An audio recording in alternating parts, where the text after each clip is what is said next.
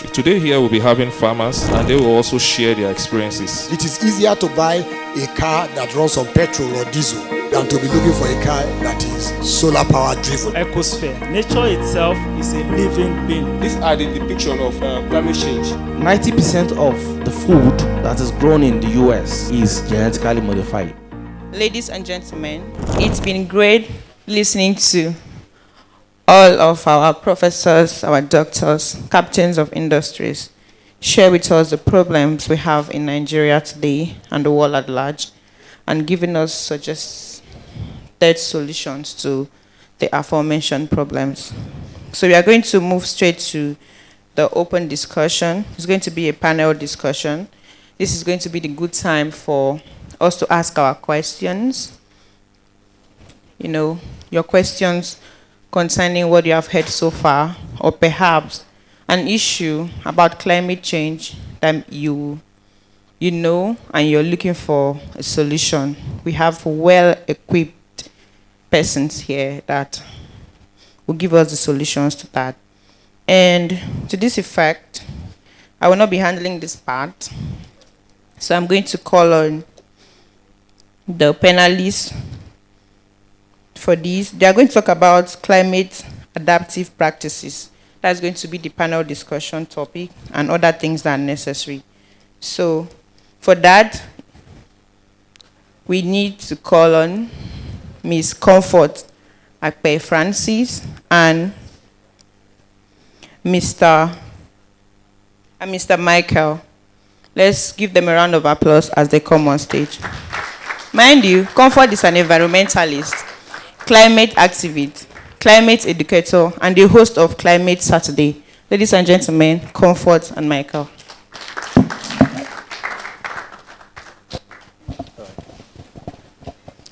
Good afternoon, everyone. Please, let's put our hands together. I know we might be a bit tired, but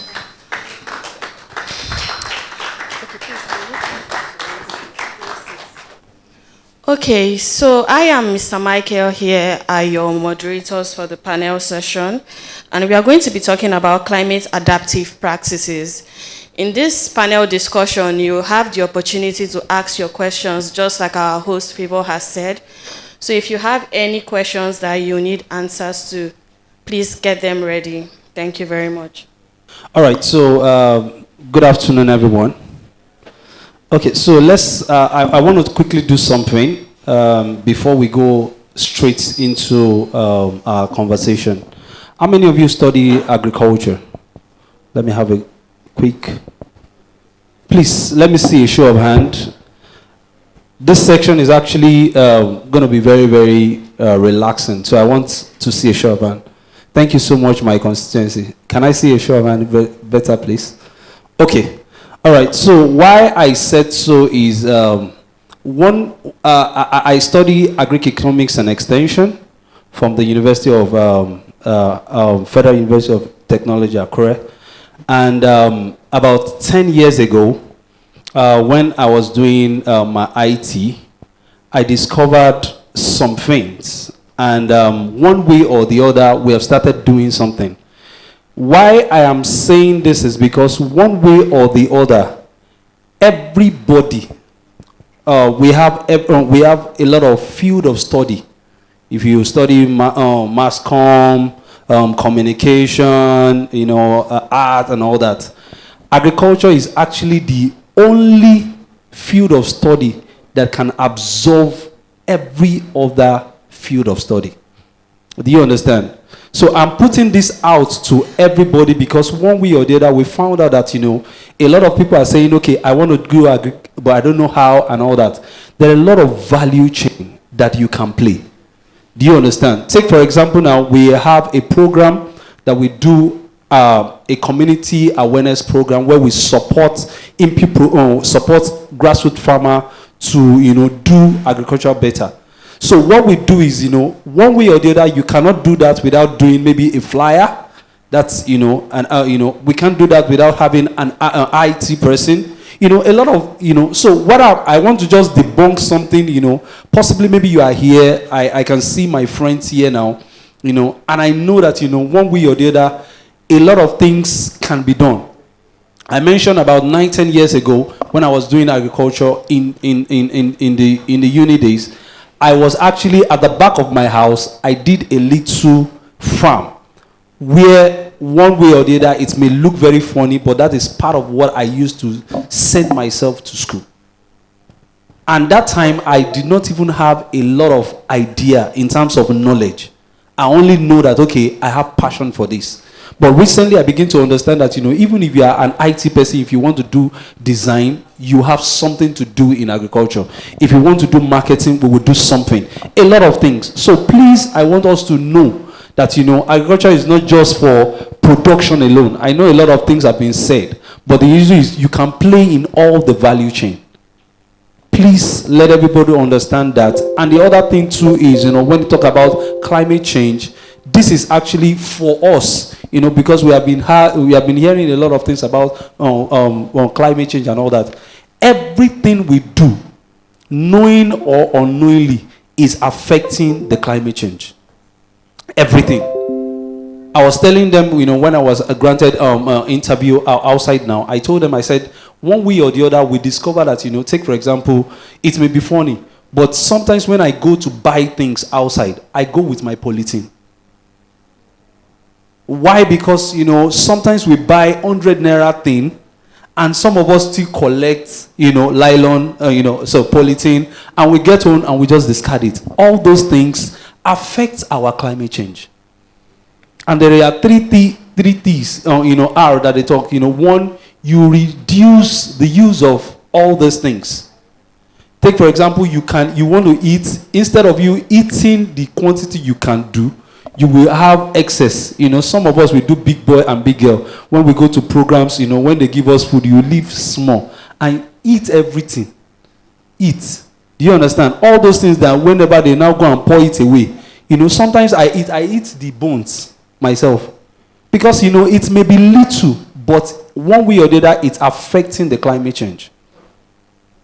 And I said something, I said the second R is, reduce. Do you understand? You have to reduce the way and manner we do a lot of things. I said to many people, I said, what we are doing here today is going to be a kind of, luxury in the future. Because one way or the other, we may not have opportunity to sit down like this. A lot of people are on the internet right now watching us. So we can actually reduce the use. And the last one is recycle. Whichever way, there is another value chain then that we can get all this plastic. Some people can re-innovate and say, okay, we want to do something. The last program we did, that we have plaque given to guests at my event, the people that did it were people that, they recycle all the bins, and that's what they use in sending us some plaques. So what I'm trying to tell people in this place, especially youth, is that please think outside the box. Agriculture is something that, you can actually enjoy or do something in it, and you'll be making money. Do you understand? So please, I just feel I should drop that out to every one of us. Thank you so much. Please put your hands together for him. Okay, thank you very much. I'm going to be inviting our panelists on stage. So you join me, you put your hands together as they come up on stage. Okay, Mr. Oluwatosin Ogunsola, please. Please put your hands together for him. Together.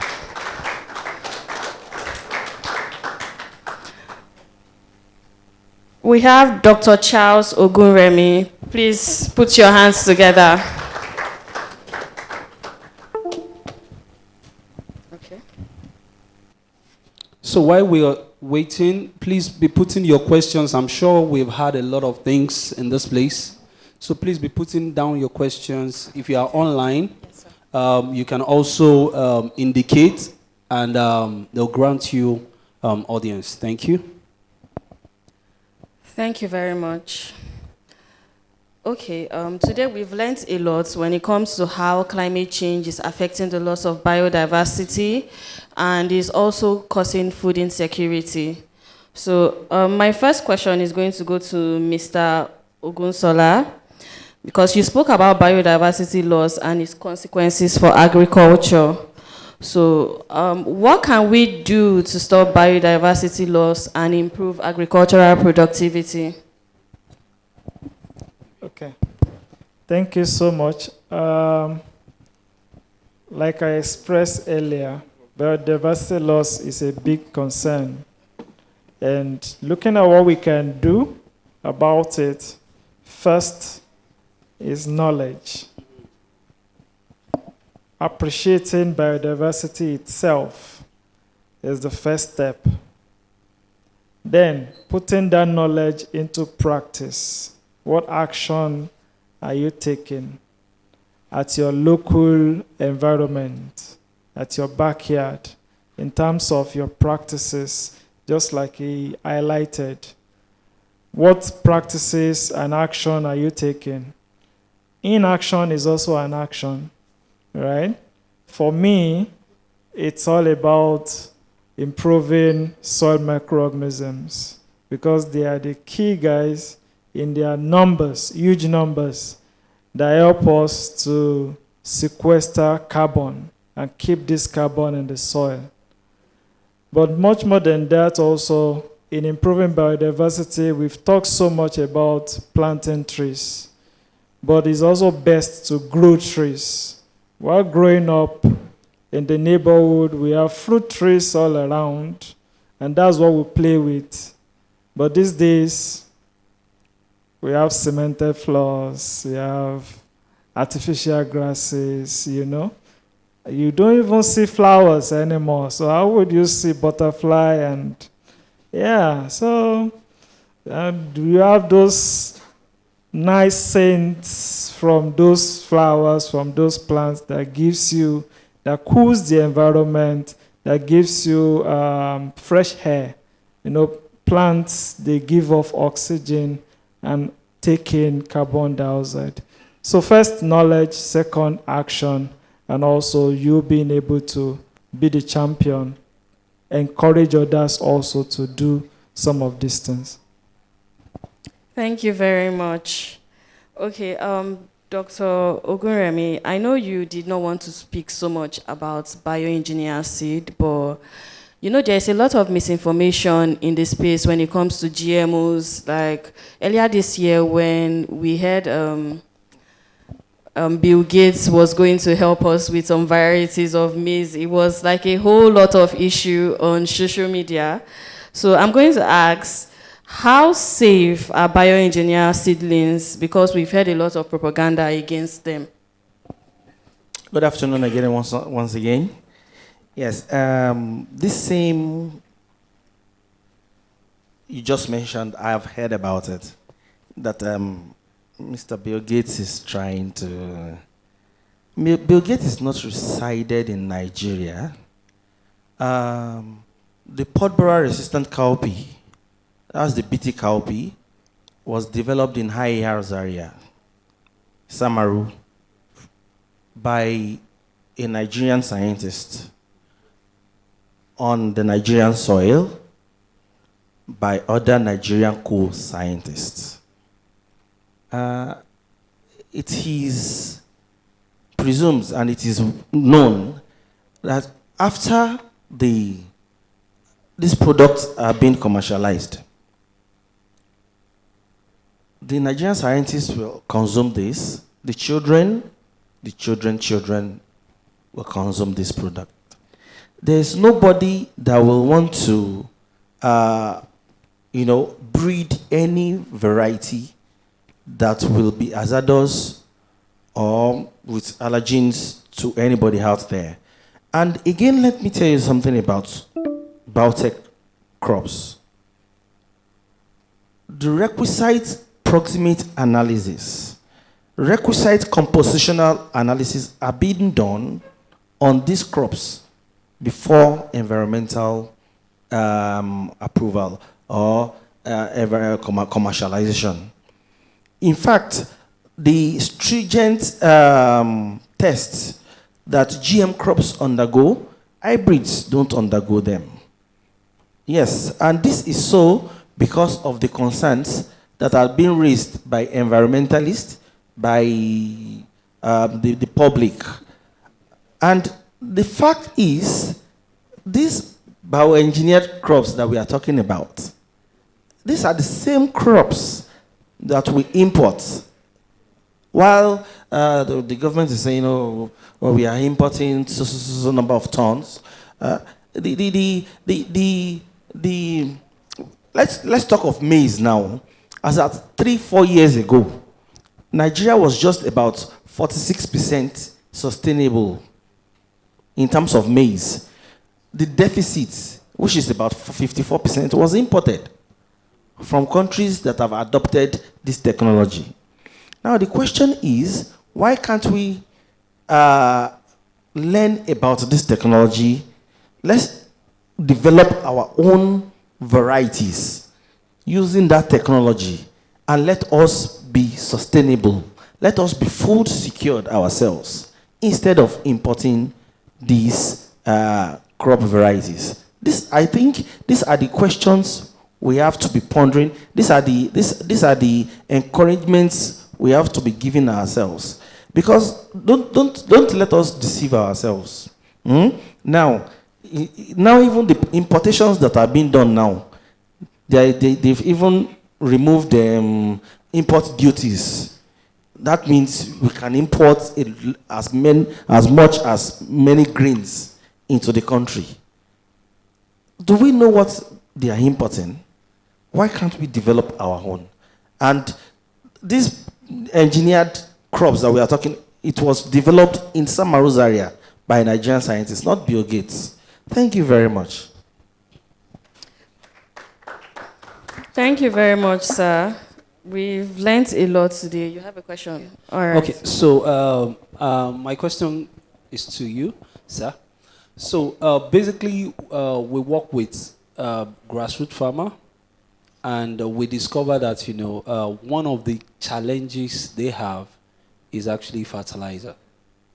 So in this atmosphere, what can you say is the cause why farmers, the grassroots farmers, don't get fertilizer to use, or possibly maybe expensive? Is there any explanation to it, knowing fully well what your organization is into?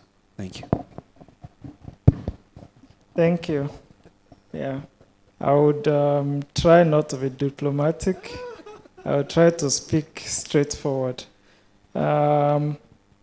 Fertilizer is of different kinds, organic, inorganic, but usually it's best when you have both combined. The organic helps with building the soil's functions, and the inorganic just supplies the nutrients to boost crop growth.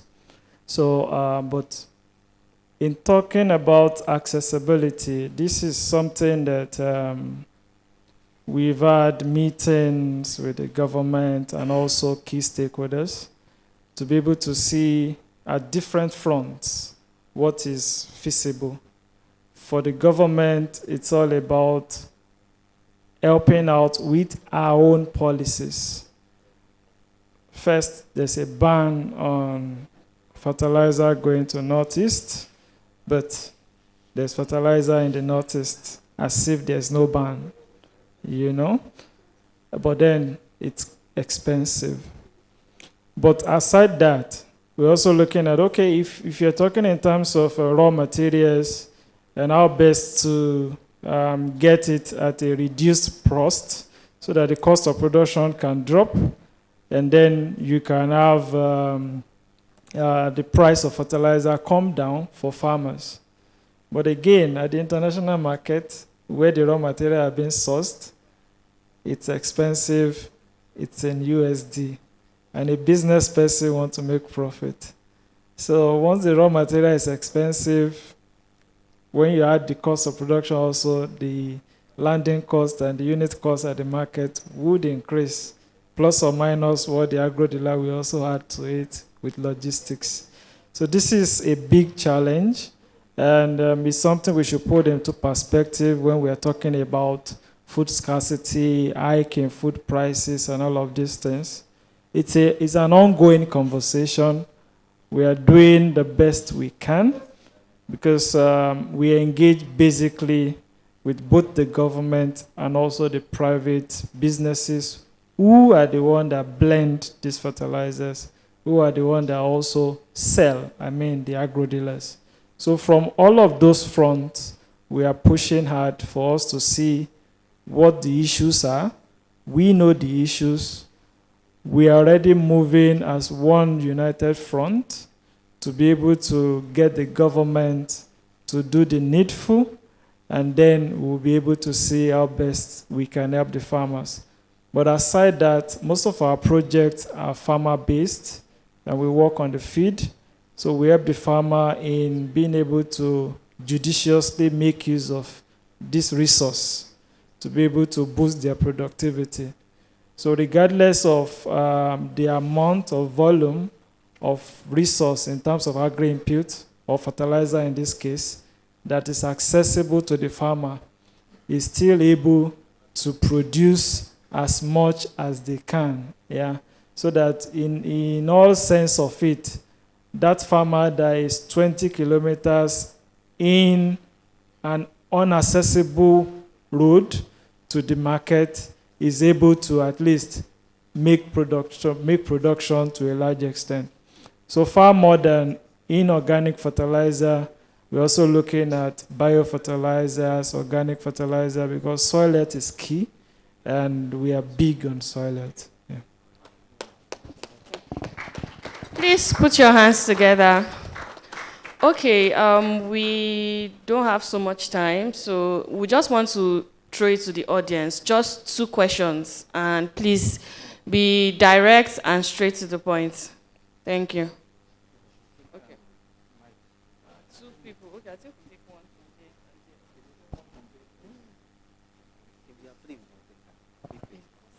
from there. You can also pen down your question. Yeah. Okay, we can take 3, please. 3 questions. Yeah, good afternoon, everyone. My name is David. So my question is directed to you, Dr. Charles, the area of GMO. And I knew the gentleman from IFDC wanted to talk about it, but it was being political, be sensitive. Let me talk about it directly for you. I'm not under anybody. So you've spoken about GMO. You've cited some countries. I've been privileged to work in the space of GMO in East Africa. And recently I worked in the space of GMO in Kenya before I came back to Nigeria. The question now is, what is your organization doing in terms of branding for GMOs? Now, this is where the question is. GMOs, I'm not here to say it's bad or good. I'm not a scientist. That is not my business. I'm a farmer, and I'm talking about money. As a farmer, GMO gives me more money. But let's look at it from the other angle. In Kenya, the Kenyan Bureau of Standardization has a program where if you're doing GMOs, it should be labeled. We all know the situation we find ourselves in Nigeria. Someone can brand GMO and tell you it's non-GMO. And what is your organization doing towards it? The second part of the question is... It has 2 parts, sorry. The second part of the question now is, we all know, if you read the paper about your telomeres, I have a video on GMO that has over 150,000 views when this GMO case was released. The telomeres, it was stated that royalty was not collected for now, for those that funded the project. What's going forward? Someone wakes up one day and tells you, come, start paying royalty on this project that has been funded. What are contingency measures that have been put in place? Because we know Nigeria, tomorrow GMO will take over everything. And now our farmers are left with nothing to fall back to. So that is where my own point. So what are the projects, your organization, because you are the ones in charge of this project. We've had documentaries with BBC on this thing. What are you doing to ensure the safety of farmers are done in terms of GMOs? Thank you.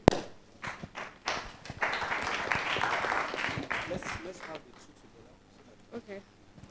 Good afternoon, everybody. First of all, I want to say that our problem in the country, the issue of food security, is not because of GMO or anything. It's because of insecurity.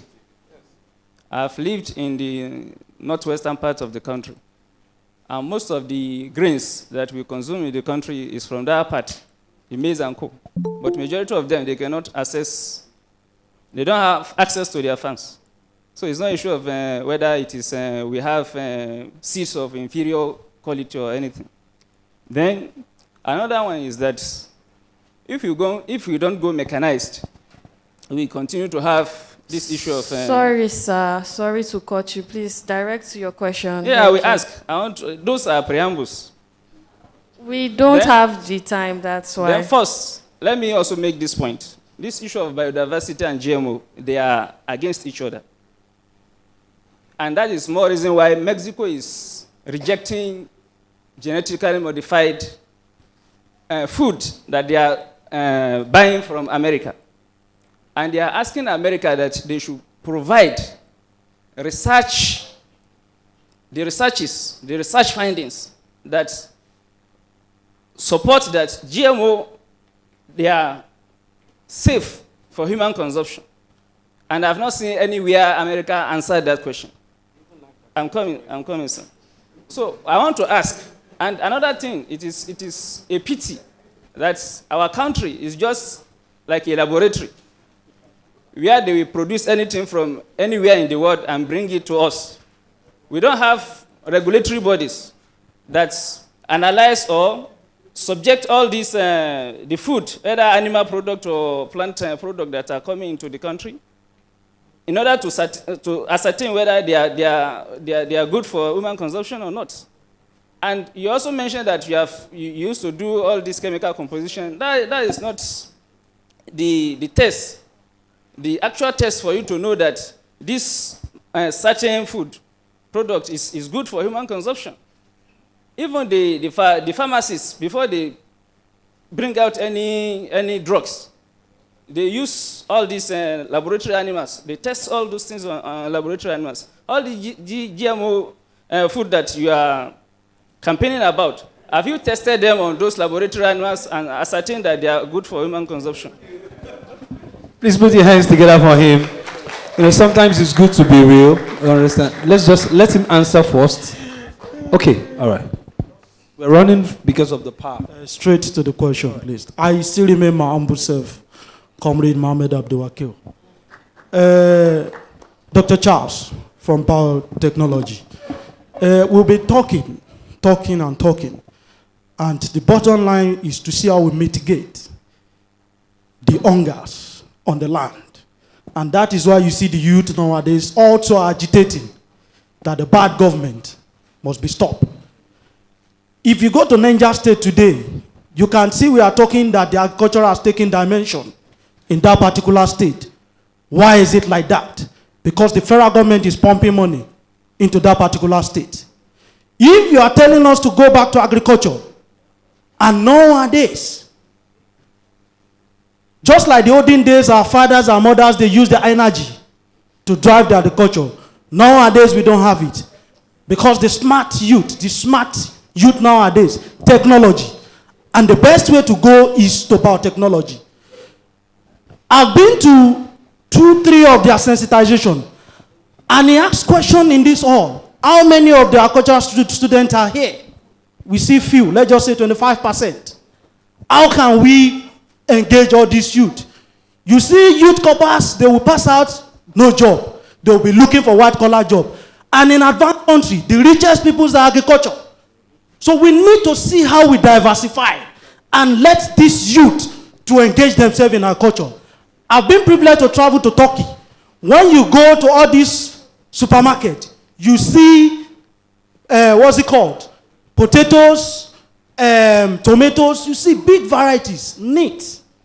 Those are about technology, this GM. So, Dr. Charles, what are the measures, please, from your own agencies? What are the measures are you people taking to see how we carried all the youth along so that they can key into this agriculture? Right. Please let me put your hands together for him, please. All right. I think the whole question is for me. Okay, the first question is on labeling. We have a National Biosafety Management Agency. Any GM crop that is being released in Nigeria today has its format for labeling, especially the telomeres.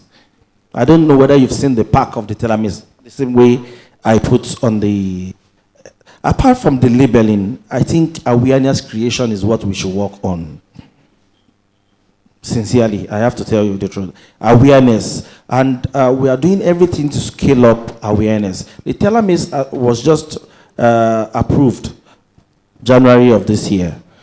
And prior to approval, we barely have seeds on ground. Yes. Because you can't just multiply seeds for a variety that has not been approved. It is after approval, then you now work on multiplication or production of seeds.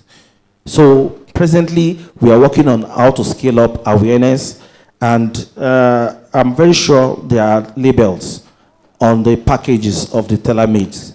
You can see how it's packed from the seed companies. That is the package for telomeres. So it is being labeled.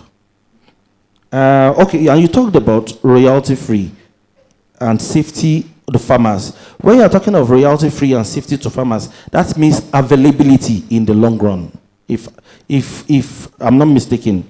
Now, in the course of my presentation, if we want to adopt bioengineered crops, we shouldn't just be a dumping ground, as my other has said beside you.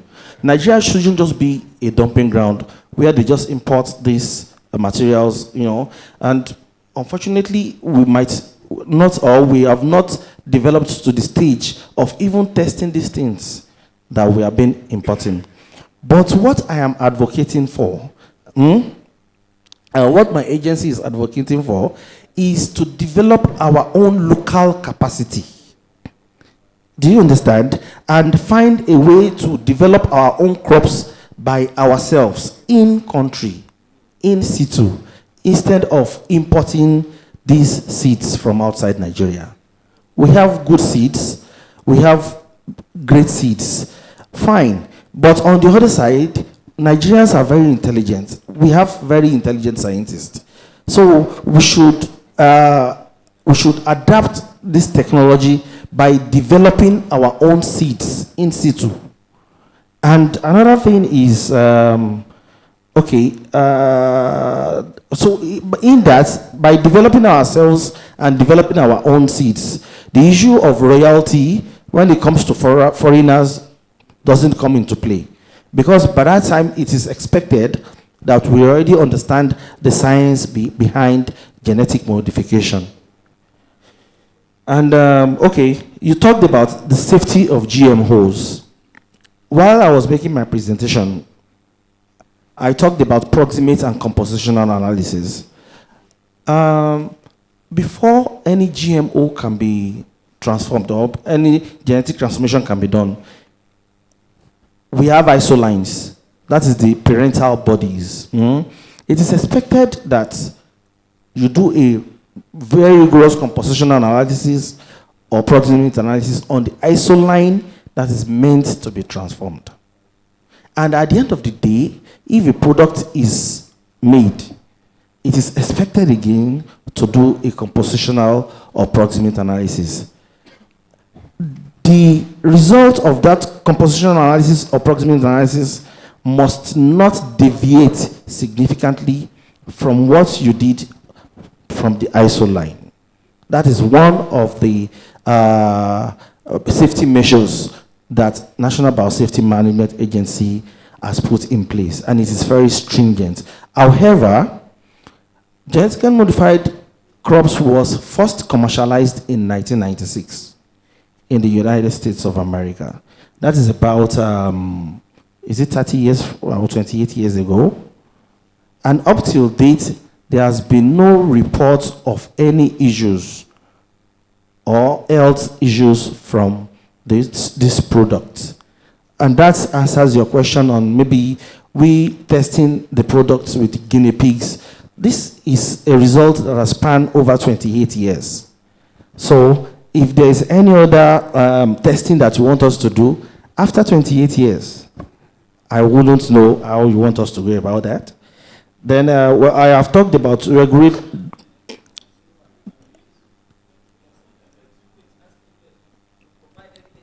Evidence. Yes, now, that is where we come in. Mexico is telling US to provide evidence, but Mexico themselves, why can't they develop themselves? Nigeria, now we are advocating.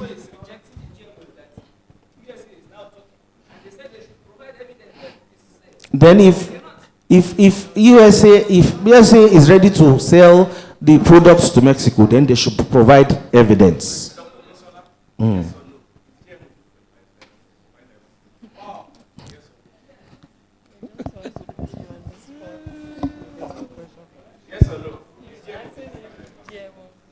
Well, I can answer the question for you.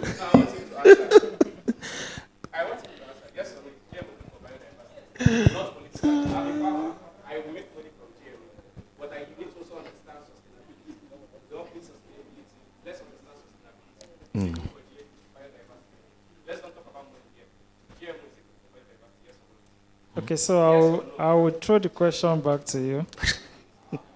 Is COVID-19 virus good to counter COVID-19?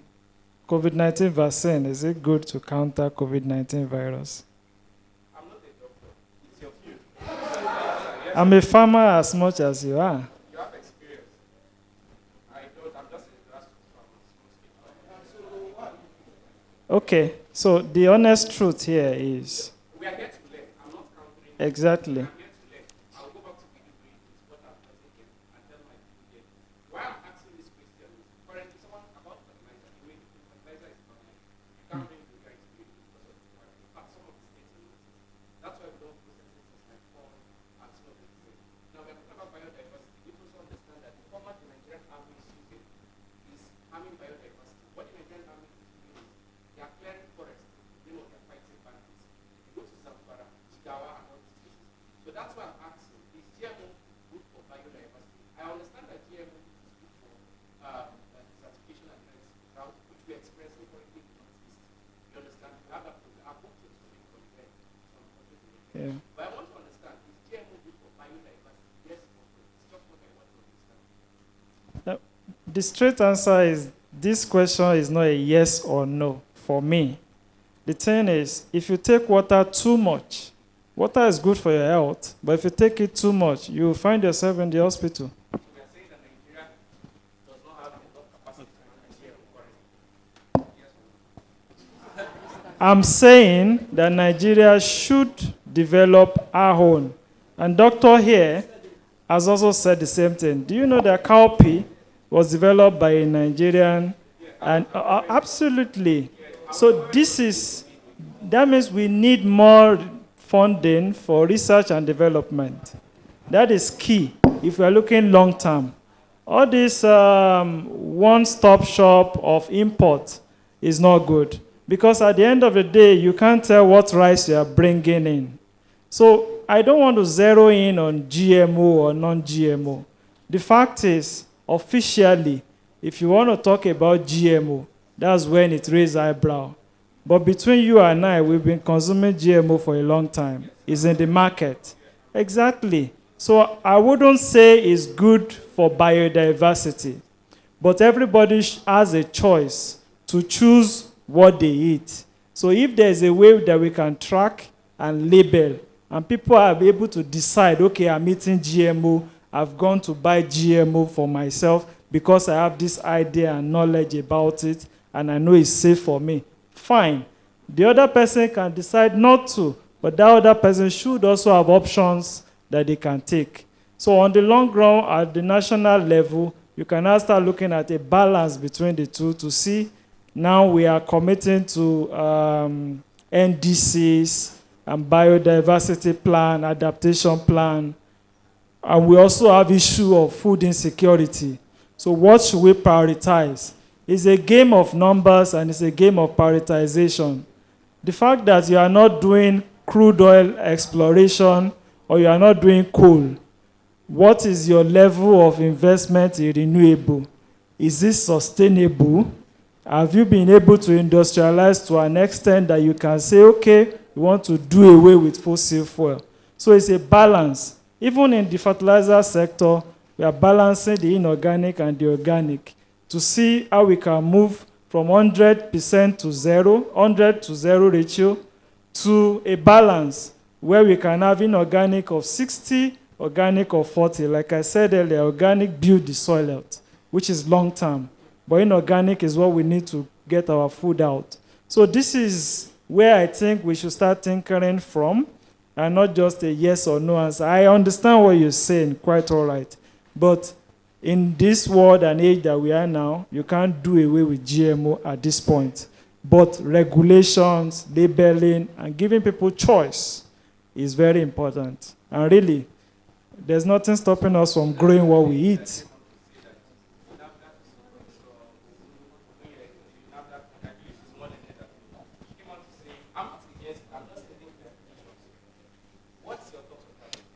She has been sensitized by National Biosafety Management Agency. The Director General of National Biosafety Management had met with her, and she has been well sensitized. We are humans, we can't know it all. Yes. So he asked a question pertaining to job availability and the corpers after the youth corps and all that.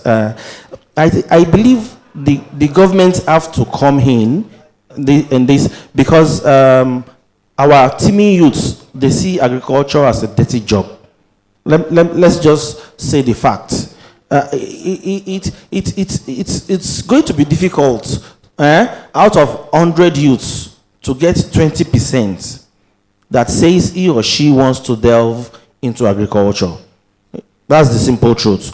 But I think the government has to step in and make agriculture colorful and more lucrative by making more awareness and making investing more money into agric mechanization. Because like me now, in the profession of agriculture, the most difficult part of it is weeding. In the profession of agriculture. Now they are mechanized farmings where they fabricate machines to do this kind of things. So these are the places that the government needs to look into to make this business lucrative to the teeming youths, and by making improved variety of seeds available to the youths. These are my few suggestions. Yes. Okay. Thank you very much, sir.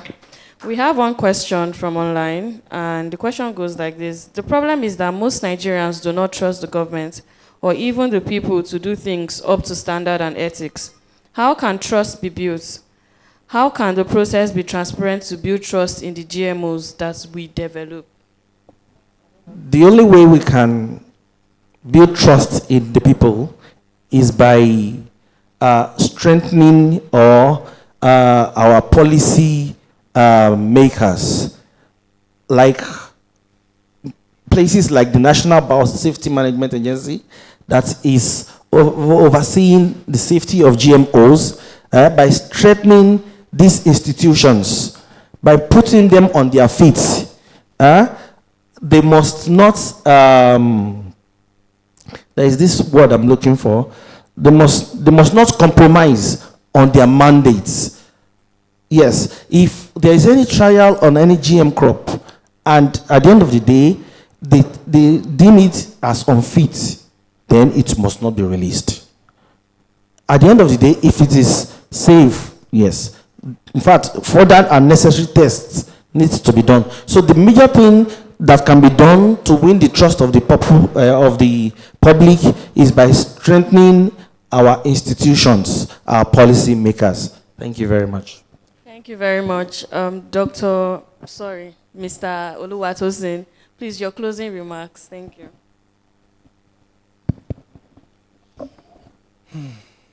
Okay, so we spent 3-4 hours here today, and a lot of speakers have spoken, have also deliberated. One thing I'm going to take away from here is the fact that the interest in understanding the problem and also forging actions that leads to sustainable solution is in the heart of everyone. This, I believe, is what we need to foster change. Change doesn't necessarily have to come from the top. Change can start from the bottom. And that's why we create our own change from the bottom. We work with the farmers. We work in the rural communities. And that is why, to a large extent, climate change affects everyone. But how armed, how equipped are you and I to be able to withstand, build our resiliency, and mitigate the impact of climate change? Thank you. Thank you very much, Dr. Charles. Okay, my own take home for today is I'll still speak on crops and seeds. 20, 30 years ago, it is not the same variety of maize that is being planted that we plant today. There has been climate change or climate variation, and yes, selection pressure on variety of seeds. So why don't we go with the tide of the environment instead of we to keep on importing these seeds? Let's develop our own. Let's build capacity. Nigerians are very intelligent. So I believe we can do it. Again, I will conclude by saying our population is growing exponentially. We can't use yesterday's technology to feed tomorrow's population. Thank you very much. Thank you very much, sirs. Please, we have a presentation to give to you guys. Thank you.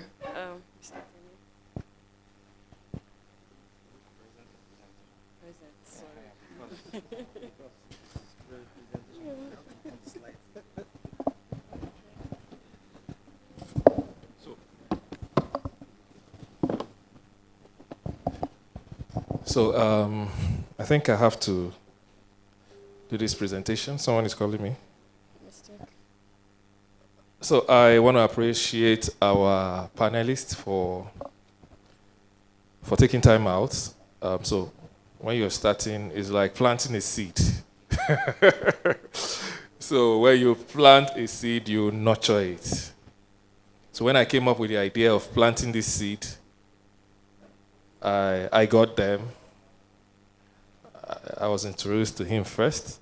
I even didn't know that he was so close to me than I imagined. So you know when someone, a stranger is introducing your brother to you. That was what happened. And his was even quite different also. When I met him, I didn't know that in my village, his father's house is almost a stone throw from my own grandfather's house. So I want to thank them so much. I'm not taking it for granted that they are here. So in our own little way, we have decided that we'll give them a plaque. So Mr. Tosin, please. On behalf of Space One and SGE, thank you very much for coming. Thank you very much. Please clap for him. Please clap for him. Thank you. Dr. Charles Ogunremi. We also have this small token. This is to appreciate you. Thank you very much for. Thank you. We were supposed to have Dr. Oyerinde in Professor. Sorry.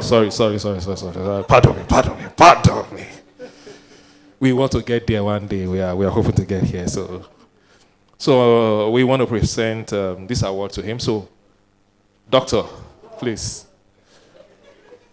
On behalf of Professor Akim Abolade Oyeride, I present this award to you. Thank you very much. Okay, thank you very much, sirs. Thank you for gracing us with your presence and for sharing from your wealth of knowledge from us. We've learned a lot today, and so many arguments have come up from GMO seeds. We've asked a lot of questions, and we've gotten the clarifications we need. So we want to say a very big thank you to you. Thank you.